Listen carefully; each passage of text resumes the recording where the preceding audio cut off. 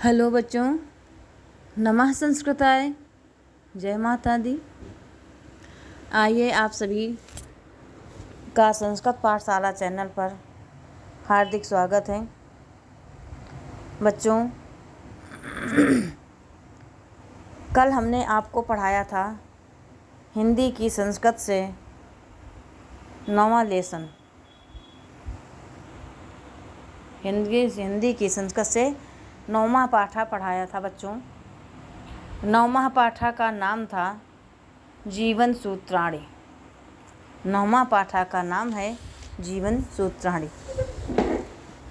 संपूर्ण वीडियो बहुत बड़ा बन गया था, इसलिए हमने 6 श्लोकों की व्याख्या ही डालनी उचित समझी। तो बच्चों, आइए 6 श्लोक आपके कंप्लीट हो चुके थे। थोड़ी सी चर्चा उन 6 में करके फिर पुनः आगे बढ़ते हैं। बच्चों, वाचन करना बहुत ही इम्पॉर्टेंट होता है। आप वाचन करेंगे 1 बार, 2 बार, 4 बार तो आपको समझ में आ जाएगा। श्लोक भी लिखने के लिए आता है तो श्लोक याद करने की ज़रूरत नहीं पड़ेगी। वाचन करने में आपको एक एक शब्द उच्चारण करने से दिमाग में बात बैठ जाएगी। बच्चों, जैसा कि आपने पढ़ा था कि पहले जीवन सूत्राणी अर्थात जीवन के मुख्य सूत्र क्या हैं। तो पहले प्रश्न श्लोक में पूछा गया था कि पृथ्वी से भारी कौन है, पिता से ऊंचा कौन है, आकाश से ऊंचा कौन है, वायु से अधिक तीव्रगामी कौन है और तिनके से अधिक कौन है। उत्तर में भी बताया गया था कि माता पृथ्वी से भारी होती है, पिता आकाश से ऊंचा होता है, मन वायु से अधिक तीव्रगामी और चिंता तिनके से भी बढ़कर भारी होती है। फिर पुनः पूछा गया तीसरे श्लोक में कि परदेश में रहने वाले का मित्र कौन है, घर में रहने वाले का मित्र कौन है, रोगी का मित्र कौन है और मरने वाले का मित्र कौन है। अगले श्लोक में इसका उत्तर बताया गया कि धन परदेश में रहने वाले का मित्र है, पत्नी घर में रहने वाली की मित्र है, वैद्य रोगी का मित्र है और दान मरने वाले का मित्र है। फिर इसके बाद पुनः पूछा गया कि अगले श्लोक में कहा गया कि एकमात्र धर्म क्या है, एकमात्र यश क्या है, एकमात्र स्वर्ग देने वाला क्या है और एकमात्र सुख क्या है। अगले श्लोक में बताया गया कि चतुरता ही एकमात्र का धर्म है, दान देना ही यश है, सत्य एकमात्र स्वर्ग को देने वाला और शील एकमात्र सुख है। आइए बच्चों, अब आगे क्या है उसे देखते हैं। आगे वाले श्लोकों का वाचन करते हैं। बच्चों, वाचन हमेशा आप लोग भी पुस्तक खोलकर ही करें। पुस्तक अपनी खोलिए। पुस्तक में हिंदी की पुस्तक में संस्कृत का चैप्टर 9वां खोल कर देखिए, उच्चारण करिए, वाचन करिए। धान्यानाम् उत्तमं किं स्वेद्, धनानां स्यात् किम् उत्तमं, लाभानाम् उत्तमं किं स्यात्, सुखानां स्यात् किम् उत्तमं। धान्यानाम् उत्तमं किं स्वेद्, धनानां स्यात् किम् उत्तमं, लाभानाम् उत्तमं किं स्यात्, सुखानां स्यात् किम् उत्तमं। अर्थात कहा गया धान्यानाम अर्थात धन धान्यों में, तो धान्यों में उत्तम क्या है। फिर धनानाम धन में उत्तम क्या है, लाभानाम उत्तमम किम स्यात् लाभों में उत्तम क्या है, सुखानाम स्यात् किम उत्तमम और सुखों में उत्तम क्या है। धान्यानाम धान्यों में उत्तम क्या है, धन में उत्तम क्या है, लाभ में उत्तम क्या है और सुख में उत्तम क्या है। बताया गया धान्यानाम् उत्तमं दाक्ष्यं, धनानाम् उत्तमं श्रुतं, लाभानां श्रेयारोग्यं सुखानां तुष्टिः उत्तमा। सुखानां तुष्टिः उत्तमा। धान्यानाम् उत्तमं दाक्ष्यं धनानाम् उत्तमं श्रुतं। लाभानां श्रेयारोग्यं सुखानां तुष्टिः उत्तमा। धान्यों में चतुरता है, धान्यों में चतुरता है, धनों में श्रुति अर्थात वेद उत्तम है। लाभों में निरोग होना उत्तम है। जो निरोगी जिसकी काया होगी उसको लाभ मिलेगा, वो अपने शारीरिक श्रम कर सकता है, तो लाभों में निरोग होना उत्तम है। और सुखों में संतोष ही उत्तम है। धान्यानाम उत्तम दाक्ष्यम। दाक्ष्यम अर्थात चतुरता। दाक्ष्यम आपको हमने 6वें श्लोक में बताया था कि दाक्ष्यम एकम पदम धर्मम अर्थात चतुरता ही एकमात्र धर्म है। और यहाँ पर बताया भी गया इस श्लोक में कि धान्यों में चतुरता है, धनों में श्रुति उत्तम या श्रुति उत्तम है या वेद उत्तम है। लाभानाम लाभों में निरोग होना उत्तम है। आरोग्यम रोग्यम नहीं आरोग्यम तो आरोग्य रहना, रोग रहित रहना उत्तम है। सुखों में उत्तम संतोष है, तुष्टि है। किं नु हित्वा प्रियो भवति किन्नु हित्वा न शोचति किन्नु हित्वार्थवान् भवति किन्नु हित्वा सुखी भवेत्। किन्नु हित्वा प्रियो भवति किन्नु हित्वा न शोचति किन्नु हित्वार्थवान् भवति किन्नु हित्वा सुखी भवेत्। अब इसमें पूछा गया कि किसको छोड़कर प्रिय होता है, अर्थात मानव को क्या छोड़ दे तो प्रिय होता है, और किसको छोड़कर शोक नहीं करता। किन्नु हित्वा न सोचति सोचता नहीं, शोक नहीं करता। किसको छोड़कर धर्मवान हो जाता है, हित्वार्थवान अर्थवान होना, धर्मवान होना। और किसको छोड़कर सुखी होता है। मनुष्य क्या छोड़ता है जिससे प्रिय होता है, क्या छोड़ता है जिससे शोक नहीं करता, क्या छोड़ता है जिससे धनवान हो जाता है, और क्या छोड़ता है जिससे सुखी होता है। तो बोला उत्तर बताया गया। कवि ने बहुत ही अच्छी बात कही कि मानं हित्वा प्रियो भवति क्रोधं हित्वा न शोचति मानं हित्वा मानं हित्वा प्रियो भवति क्रोधं हित्वा न शोचति कामं हित्वार्थवान् भवति लोभं हित्वा सुखी भवेत्। लोभं हित्वा सुखी भवेत् अर्थात मानं हित्वा प्रियो भवति, मान को छोड़कर त्याग कर व्यक्ति प्रिय होता है। अब मान क्या होता है, अभिमान, अहंकार, अज्ञानता, इसको त्याग करने के बाद व्यक्ति मनुष्य प्रिय हो जाता है। क्रोधम हित्वा न शोचत, और क्रोध को छोड़कर शोक नहीं करता। व्यक्ति क्रोध आने पर हो सकता है उसकी वाणी कुछ अशब्द बोल जाए, लेकिन यदि क्रोध नहीं करता, क्रोध नहीं आ पाता, तो वह व्यक्ति जो है शोक नहीं करता, वो सब शब्द उसके अच्छे निकलेंगे। तो क्रोध को छोड़कर व्यक्ति शोक नहीं करता। कामम हित्वार्थवान् भवति, कामना को छोड़कर धनवान होता है।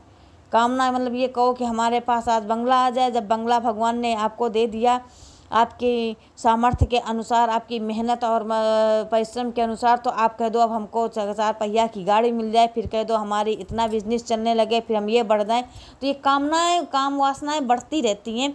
तो कामना को त्याग कर ही धनवान होता है। आप काम को मत त्यागो। आप ये मत सोचो कि नहीं हमको क्लास टॉप आना है। आप ये सोचो कि नहीं यदि हम थोड़ा सा भी, आधा घंटा भी अगर हम संस्कृत में या हिंदी में ध्यान दे रहे हैं तो हमारे 60 नंबर आ रहे हैं तो बहुत आ रहे हैं।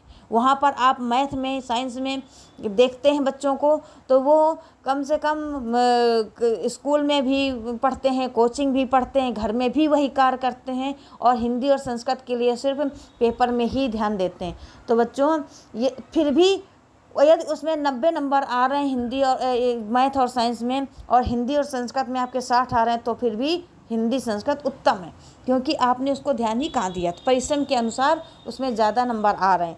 तो उसी के लिए कहा गया कि काम अपनी इच्छाओं का त्याग करो तो धनवान हो जाओगे।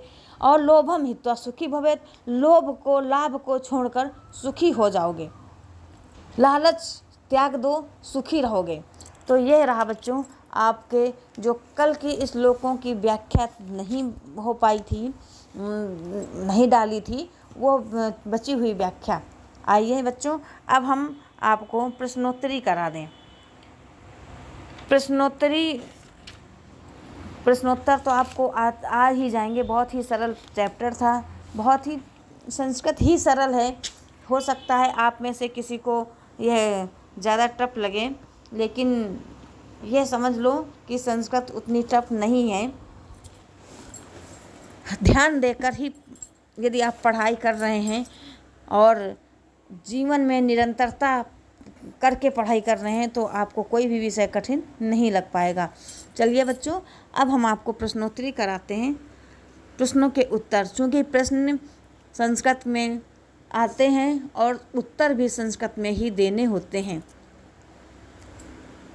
तो बच्चों पिता कस्मात् उच्चतरः अस्ति, तो पिता को संस्कृत में जनकः भी बोलते हैं, खात भी बोलते हैं। आपके श्लोक में खात आया है तो आप खात लिख देंगे, अच्छी बात है। नहीं वह जैसा ही प्रश्न में लिखा हो, खात लिख कर आए तो खात लिख देना, पिता लिख कर आए तो पिता लिख देना। तो खात उच्चतरः पिता अस्ति, खात उच्चतरः पिता अस्ति। दूसरा प्रश्न है तृणात् का बहुतरी अस्ति, तो तिनकों से घना कौन था? चिंता, तो चिंता तृणात् बहुतरी अस्ति। प्रवस्तो किम मित्रम अस्ति, परदेश में रहने वाले का मित्र क्या होता है?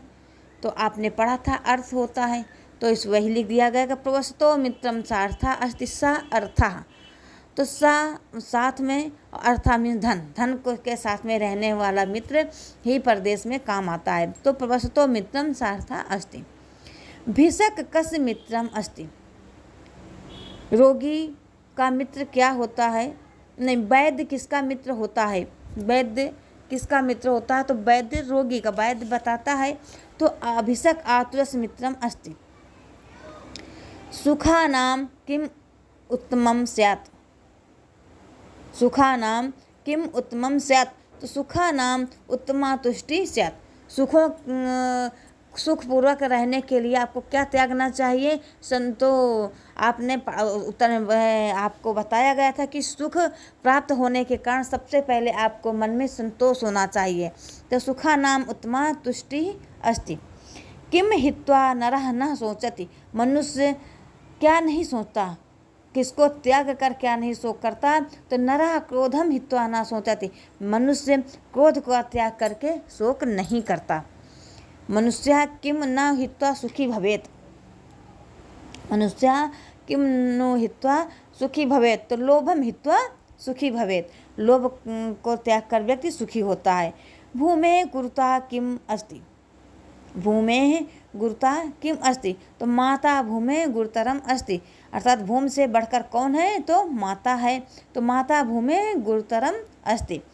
सर्वेषु उत्तमं धनं किम अस्ति, तो श्रुतम सर्वेश उत्तमम धनम अस्ति, सभी से उत्तम क्या था? तो श्रुत थे, वेद थे, तो वही श्रुत सभी से उत्तम धन है। गृहे सतः मित्रम किम अस्ति, भार्या मित्रम गृहे सतः, घर में रहने वाले का मित्र कौन है? पत्नी, तो भार्या मित्रम गृहे सतः। वातात् शीघ्रतरम किम अस्ति, वायु से शीघ्र चलने वाला क्या है? तो मनः वातात् शीघ्रतरम अस्ति, मन व्यक्ति का बैठा हुआ बम्बई पहुंच सकता है, विदेश पहुंच सकता है। तो मनः वातात् शीघ्रतरम अस्ति। लाभानाम उत्तमम किम अस्ति, लाभानाम उत्तमम आरोग्यम अस्ति। मरीषितः मित्रम किम अस्ति, दानम मरीषितः मित्रम अस्ति, दान ही मरने वाले का मित्र है। दानम कस्य मित्रम भवति, दानम मरीषितः मित्रम भवति। आतुरस्य मित्रम किम अस्ति, आतुरस्य भिषक मित्रम अस्ति। धनानाम उत्तमं धनम किम अस्ति, धनानाम उत्तमं धनम श्रुतम अस्ति। बच्चों एक श्लोक में 4 प्रश्न पूछे गए और 4 प्रश्नों के उत्तर दूसरे श्लोकों में दिए गए। एक श्लोक में 4 प्रश्न बन सकते हैं और एक श्लोक में 4 प्रश्न बनेंगे। आपके चैप्टर में 10 श्लोक हैं तो 40 प्रश्न हो गए। यदि आपने वाचन सही से कर लिया, व्याख्या सही से पढ़ ली, तो आपको सोचना ही नहीं पड़ेगा, प्रश्नोत्तर तो कभी याद ही नहीं करने पड़ेंगे, बस आपका चैप्टर तैयार है। और मूल पुस्तक का क्या आपने अध्ययन कर लिया, व्याख्या पढ़ ली, तो बच्चों आपको कहीं भी, और 9 चैप्टर हैं आपकी, आज से पूरी संस्कृत समाप्त हो रही है। कक्षा 10 की हिंदी की जो संस्कृत है उसमें 9 लेसन है, 9 लेसन पूरे हो चुके हैं। 9 लेसन में आपको ये संस्कृत में से 15 नंबर थोड़ा सा भी ध्यान दे देंगे तो आ जाएंगे। 4 नंबर की व्याख्या आती है, 4 नंबर का श्लोक आता है, इसके बाद में 2 या 4 नंबर के प्रश्नोत्तर आ जाएंगे और यह आपको फ्री के जैसे नंबर दिला देंगे। इसके अलावा अब आपको OMR शीट आती है, उसमें भी 2-4 नंबर का, 5 नंबर का कोई भी कहीं से भी लेकर ऑप्शन बनाकर ऑब्जेक्टिव में क्वेश्चन लगाए जा सकते हैं। तो बच्चों सभी प्रश्न को पढ़ने के लिए, चाहे ऑब्जेक्टिव को प्रश्नों के उत्तर हों, चाहे संस्कृत के उत्तर हों या फिर व्याख्या हो, सबके लिए मूल पुस्तक का अर्थ समझना, अनुवाद समझना, व्याख्या करना ज़्यादा इम्पॉर्टेंट होती है। यदि आपने पूरी पुस्तक पढ़ ली है तो फिर पाठ के अंतर्गत कोई भी प्रश्न कहीं से भी किसी भी तरीके से पूछा जाए, आप उसका उत्तर बता देंगे। तो हमारा मतलब है कि आपके प्रश्नोत्तरी में तो 16 प्रश्न दिए गए हैं पाठ में, लेकिन आप देखते हैं कि एक प्रश्न में 4 प्रश्न पूछे गए एक श्लोक में, फिर दूसरे श्लोक में उत्तर दिया गया, तो हो सकता है उत्तर से ही प्रश्न पूछ लिया जाए। जैसे कि 2-4 प्रश्न आए ही हैं कि भिषक कस मित्रमस्ति। अब भिषक तो उत्तर बताया था उसने, वैद्य ही है रोगी का मित्र, तो फिर ऐसे कैसे बन गया। तो इस लोग मतलब उससे भी पूछा जा सकता है और उससे भी पूछा जा सकता है। जैसे कि आपको आपके प्रश्नों में इसी में आया कि वातात शीघ्रतरम की मस्ती, वायु से शीघ्र क्या है, और मनः वातात शीघ्रतरम मस्ती। हो सकता है पेपर में आ जाए मनः वातात की मस्ती, मन से तेज, मन किससे तेज है, तो आपको लिखना पड़ेगा कि मन वायु से तेज है। तो बच्चों आपको प्रश्नोत्तर ध्यान देना है, लिखना है, वो आपको गृह कार्य करना है और गृह कार्य में सभी कार्य अभ्यास प्रश्न करने होते हैं। लेकिन यदि पाठ आपने सही से पढ़ लिया, हमारी दृष्टिकोण यही है कि पाठ पढ़ोगे तो समझ में आएगा, और यदि कोई भी चीज़ समझ में आ गई, प्रैक्टिकली आप करके देखते हैं, साइंस वाले भी बच्चे जो जुड़े होते हैं और जो संस्कृत वाले बच्चे हैं उनके लिए तो कुछ विशेष कठिन है ही नहीं। तो आज से आपकी ये संस्कृत के लेसन हो चुके हैं।